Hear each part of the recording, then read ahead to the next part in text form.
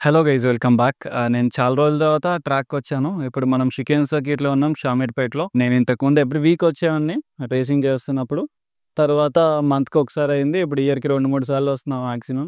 నేను విన్ అయిన నేషనల్ టైటిల్స్‌కి అన్నిటికి కారణం ఇదే ట్రాక్. ఇక్కడే ప్రాక్టీస్ చేసుకున్నా, ఇక్కడే పడ్డా, ఇక్కడే దెబ్బలు తగిలించుకున్నా. ఎనీవేస్ అదంతా పక్కన పెట్టేస్తే ఈరోజు నేను బైక్ రైడ్ చేయడానికి రాలేదు ట్రాక్‌లో. ఈరోజు వచ్చింది కార్ రైడ్ చేద్దామని. ట్రాక్ ఎక్స్‌పీరియన్స్ కోసం వచ్చాను. ఈరోజు మన దగ్గర ఒక స్పెషల్ కార్ ఉంది. దీని తర్వాత ఇంకొక కార్ ఉంది. దాని తర్వాత మనకి రోడ్ టాక్సీ ఒకటి వెయిట్ చేస్తుంది ప్రాక్టీస్ చేసుకోవడానికి. టైం బట్టి చూద్దాం. అన్ని కార్స్‌కి టైం కుదిరింది అంటే అన్నిటి గురించి కొంచెం డీటెయిల్‌గా మాట్లాడుకుందాం. ఎనీవేస్ ఇప్పుడు మన దగ్గర ఉన్న car Audi etron RS. First RS etron GT గురించే మాట్లాడుకుందాము. ఇది చాలా రేర్ కారు. మీరెక్కడ చూసి కూడా ఉండరు. ఎందుకంటే మన ఏపీ, తెలంగాణలో ఉన్నవే 2 కార్స్. మనం ఇప్పుడు ఉన్న కారు థర్డ్ కారు ఈ 2 స్టేట్స్‌లో. సో, చాలామంది చూసుండరు ఈ కారు. అందుకే దీని గురించి ఈరోజు ఈ కార్‌ని చూపించి, ఈ కార్ గురించి మాట్లాడుకుందాం అని ఈ వ్లాగ్ ప్లాన్ చేశాను. దీన్ని ఇప్పుడు లోపల ట్రాక్‌లోకి వెళ్ళి నేను ట్రై చేయబోతున్నాను. అంతకంటే ముందు బేసిక్ థింగ్స్ ఉంటాయి కదా! కార్ గురించి మాట్లాడుకునేది. అవి మాట్లాడుకొని మనం ట్రాక్‌లో వెళ్దాము. దీన్ని ప్యూర్‌గా ఎక్స్‌పీరియన్స్ చేయొచ్చు. ట్రాక్‌లోకి వెళ్ళినప్పుడు ఇంకా మాట్లాడే టాపిక్స్ ఏం పెట్టుకోను. ఇప్పుడు ఆడీలో ఉన్న ఫాస్టెస్ట్ ఎలక్ట్రిక్ కార్ అయితే ఇదే. దీని తర్వాత కొన్ని రిలీజ్ అవ్వబోతున్నాయి. ఆర్ఎస్ ఈట్రాన్ పర్ఫార్మెన్స్ అని. బట్ యాస్ ఆఫ్ నౌ ఉన్న ఎలక్ట్రిక్ కార్స్‌లో ఆడీలో ఇదే ఫాస్టెస్ట్ కారు. అన్నిటికంటే ఫస్ట్ మనం మాట్లాడాల్సింది దీని పవర్ గురించి. 646 HP and then 830 NM torque. ఇదొక ఎలక్ట్రిక్ కార్ కాబట్టి V6, V8, V10, V12 అట్లాంటి టాపిక్స్ ఏం లేవు. ఇంజిన్ గురించి, దీని టర్బోస్ గురించి గానీ, అలాంటి మాట్లాడుకునే టాపిక్స్ ఏం లేవు. Simple electric car 646 HP, 830 NM torque అంతే. చాలా సింపుల్‌గా ఫినిష్ చేస్తాను. ఎలక్ట్రిక్ కార్స్‌ని వేరే సూపర్ కార్స్‌తో కంపేర్ చేసుకుంటే కూడా దీని ఇనీషియల్ చాలా ఫాస్ట్‌గా ఉంటుంది. ఫస్ట్ వచ్చేసి 0-100 ఆర్ 0-60 ఇవి చాలా క్విక్ ఉంటాయి compare to any other car. And నేను ప్రతిసారి దీని కాస్ట్ మెన్షన్ చేద్దాం అనుకుంటాను. కానీ మర్చిపోతాను కాబట్టి ఇప్పుడే ఫస్టే చెప్పేస్తున్నాను. సో, ఈ ఆడి RS etron GT basic spec చేసుకున్నాం అనుకోండి 1.90 లాక్స్ అంటే 1,90,00,000 అండ్ దెన్ 2.4 CR వరకు కూడా వెళ్తుంది. Depends on spec again. ఇప్పుడు దీనిలో చాలా యాడ్ ఆన్స్ కూడా ఉన్నాయి. యాడ్ ఆన్స్ విషయం కూడా కొంతసేపట్లో మాట్లాడుకుందాము. బ్లాక్ షేరింగ్ ప్యాకేజ్ ఒకటి ఉంది. ఈట్రాన్ స్పోర్ట్స్ సౌండ్ ఉంది. ఈట్రాన్ స్పోర్ట్స్ సౌండ్ ఏంటంటే డైనమిక్‌లో పెట్టుకోగానే ఒక సూపర్ కార్ సౌండ్ వస్తుంది. వెళ్ళొచ్చాను. నేను రిలాక్స్డ్‌గా కూర్చొని కార్ గురించి, కార్ స్పెక్ గురించి మాట్లాడుతున్నా.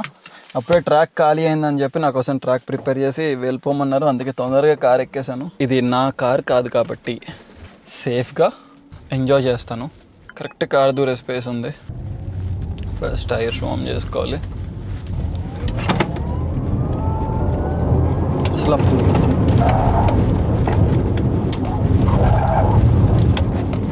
నైస్. సో గుడ్ థింగ్ ఏంటంటే చిన్న ట్రాక్ కదా, బ్యాటరీ వల్ల చాలా ఇన్స్టెంట్ పవర్ వస్తుంది. సందీప్ రిలాక్స్. బెల్ట్ నన్ను నొక్కి చంపేసేలా ఉంది. చాలా టైట్గా పట్టుకుంది. నైస్. చాలా టెంప్టింగ్గా, ఎక్సైటింగ్గా ఉంది కానీ కొంచెం సేఫ్గా కూడా చూసుకోవాలి కదా. లాస్ట్ ల్యాప్ అది ఇబ్బంది పెట్టాలనుకోలేదు నాకు కార్ని. ఫస్ట్ అన్నిటికంటే ముందు నేను చేయాల్సింది డైనమిక్లో పెట్టాలి. ఇప్పటివరకు నేను ట్రై చేసింది ఎఫిషియన్సీలో, కంఫర్ట్లో. ఇప్పుడు డైనమిక్. ఓ సౌండ్ కూడా స్పీకర్స్ నుంచి వస్తుంది చూడండి. ఫుల్ కావాల్సిందే. దీని పవర్ చూడాలి. ఫార్చునేట్లీ 0-100 ఇవన్నీ చూడలేము ఇప్పుడు, ఎందుకంటే ఒకటే కెమెరా ఉంది. Within no time 110. Tyres fold అవుతాయని భయం వేస్తుంది. అందుకే నేను కూడా మరీ ఎక్కువ స్టీర్ చేయట్లేదు. బ్రేకింగ్ కూడా చాలా ఎర్లీ చేసుకుంటున్నా. హే, మ్యూజిక్ ఆన్ అయింది. Okay, enough. This will be the final lap ఈ రోజుకి. Okay, done. చాలు. ఆపర్చునిటీ వచ్చిందని కార్ని, టైర్స్ని నాశనం చేయలేను. ఇది చూడండి అసలు ఉందా. Okay bro, the tyres okay, everything is fine. No, ఇక్కడ టైర్స్ ఫోల్డ్ అవ్వడం అట్లేం లేదు కదా. లాస్ట్ 2 ల్యాప్స్ ఎవరైనా కూర్చుంటారా? వచ్చేసేయండి.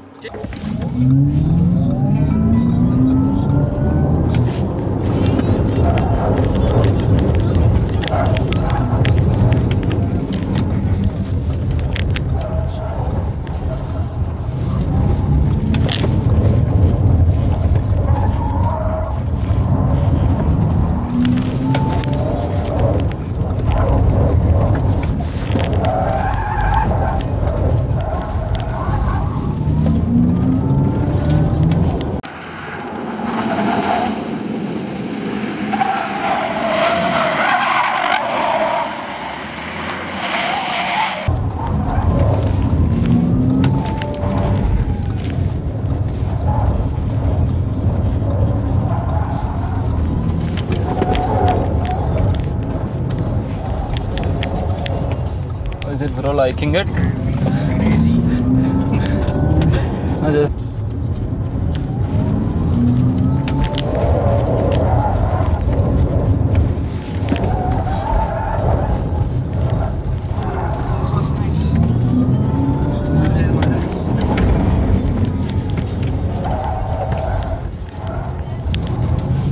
Last lap.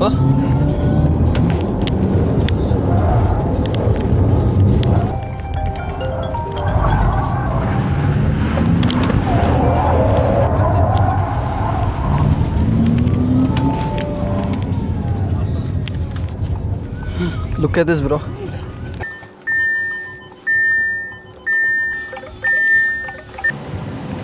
A few moments later.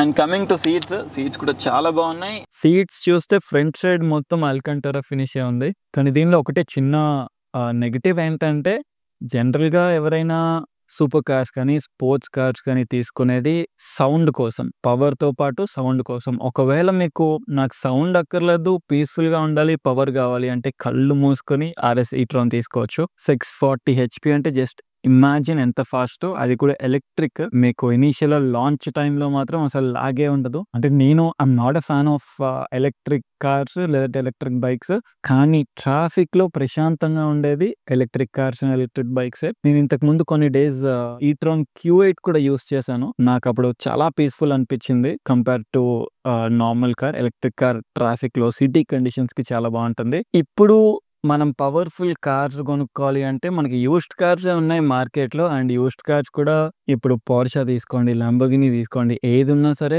Allocation ఉండాలి. కార్స్ దొరకవు అంత ఈజీగా. అండ్ ఇప్పుడు కార్స్ అన్ని చాలా ఎక్స్పెన్సివ్. సో సౌండ్ లేకుండా డౌన్ షిఫ్ట్స్ ఇదంతా నాకు అక్కర్లేదు, నాకు పవర్ ఉండాలి, ఫాస్టెస్ట్ కార్ ఉండాలి అంటే ఉన్న దానిలో చీపెస్ట్ నాకు తెలిసి ఇదే అయి ఉంటుంది. ఎందుకంటే 1,90,00,000 or 2 crores బడ్జెట్ లో ఈ పవర్ తో వచ్చే కార్ ఇంకేది లేదు నాకు తెలిసినంత వరకు. Correct me if I'm wrong. నాకు దీనిలో డిసప్పాయింటింగ్ ఏమనిపించిందంటే, ఆబ్వియస్లీ ఇంజిన్ లేదు కాబట్టి డౌన్ షిఫ్ట్స్ ఉండవు. నేను ఏదైనా సరే ఎస్యూవి కాకుండా ఇలాంటి కార్స్, సెడాన్స్ కానీ ఏదైనా డ్రైవ్ చేస్తున్నప్పుడు, నేను సిటీలో డ్రైవ్ చేస్తున్నా, ట్రాక్ పైన డ్రైవ్ చేస్తున్నా, ఎక్కడైనా సరే నేను ప్యాడిల్సే యూస్ చేస్తాను. ఇంజిన్ బ్రేకింగ్ కానీ దేనికైనా.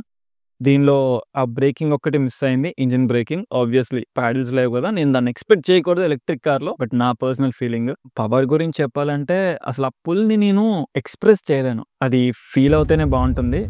కెమెరాలో చూసే ఉంటారు, నేను ఫస్ట్ లాంచ్ చేస్తున్నప్పుడు సీట్ కి ఇలా అక్కుపోతాం. ఆ ఫీలింగ్ బాగుంటుంది ఇనీషియల్ లో. And obviously any other super car long run లో దీన్ని కొట్టేస్తుంది. సో ఇప్పుడు నేను డ్రైవ్ సెలెక్ట్ క్లిక్ చేస్తే నాకు 4 మోడ్స్ కనిపిస్తున్నాయి. ఎఫిషియన్సీ ఆబ్వియస్లీ మన మైలేజ్, కిలోమీటర్స్ ఎక్కువ డ్రైవ్ చేయొచ్చు.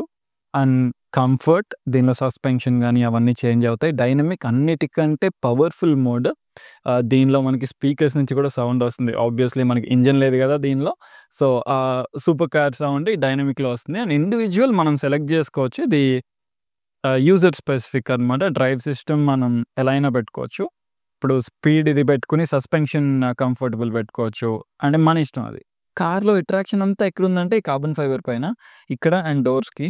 దీనిలో మనకి పార్క్ అసిస్ట్ కూడా ఉంది, కానీ మనం ఇప్పుడు చేయలేము. ఎందుకంటే పార్కింగ్ లైన్స్ అయినా ఉండాలి, 2 కార్స్ అయినా ఉండాలి. సో అప్పుడు ఆటోమేటిక్గా అది స్కాన్ చేసుకుని పార్క్ చేసుకుంటుంది. అది ఇప్పుడు మనం చేయలేము.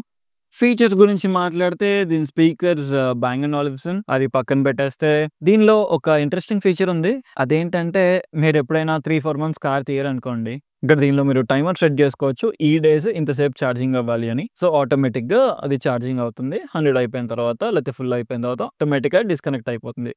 చెప్పడం మర్చిపోయా, దీనికి హీటెడ్ సీట్స్ ఉన్నాయి, అలానే హీటెడ్ స్టీరింగ్ ఉంది. మనం వెంటిలేటెడ్ సీట్స్ చూసే ఉంటాము. ఎప్పుడైనా సరే ఏదైనా బటన్ క్లిక్ చేయగానే బ్లూ లైట్స్ వచ్చినాయి అనుకోండి, దాని అర్థం వెంటిలేటెడ్ సీట్స్ అని. సీట్ నుంచి కొంచెం కోల్డ్ ఎయిర్ వస్తుంది. ఎప్పుడైతే రెడ్ లైట్స్ వస్తాయో దాని అర్థం ఆ కార్కి హీటెడ్ సీట్స్ ఉన్నాయని. సో ఇది క్లిక్ చేయగానే సీట్స్ హీట్ అవుతాయి. అండ్ అలానే స్టీరింగ్ పైన కూడా ఒక బటన్ ఉంది, అది కూడా స్టీరింగ్ వీల్ హీట్ అవుతుంది.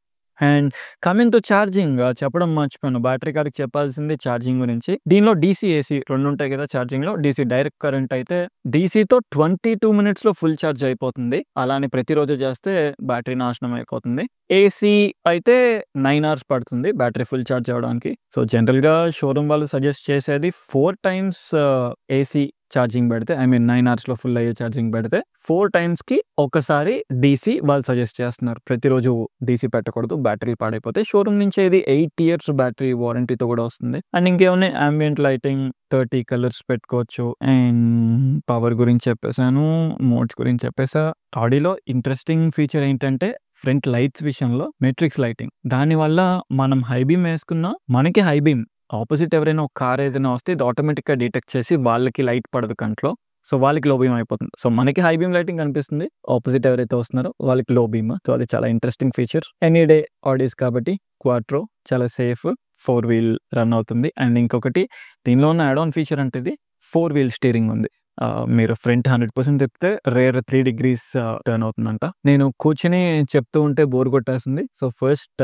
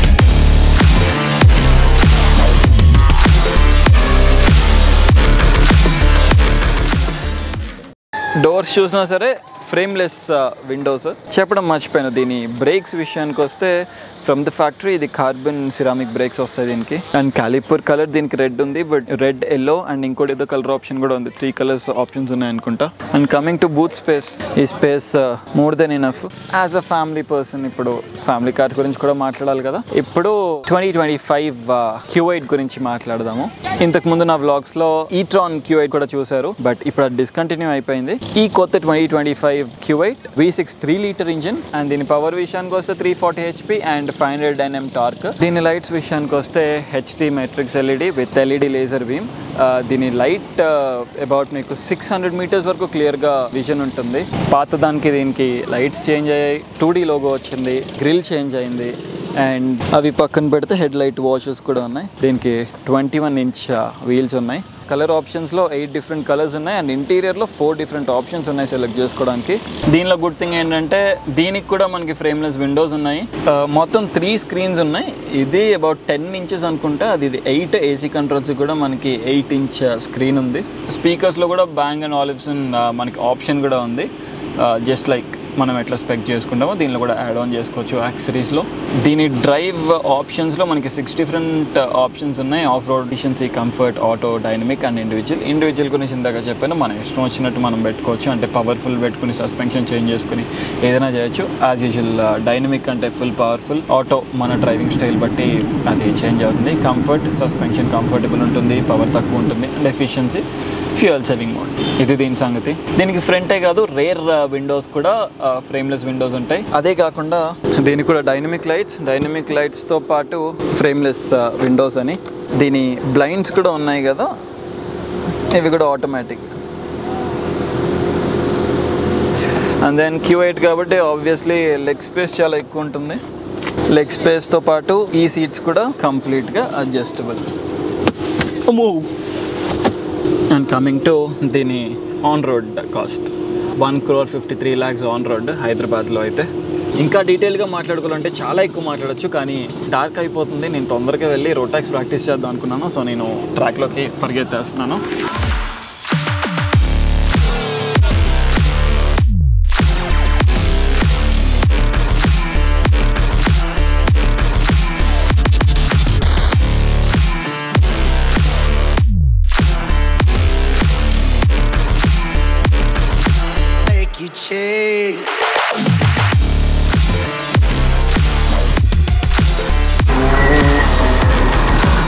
సో ఇక్కడితో అయితే ఇంక నేను వ్లాగ్ని ఎండ్ చేసేస్తున్నాను. That's it for today guys. Thanks for watching.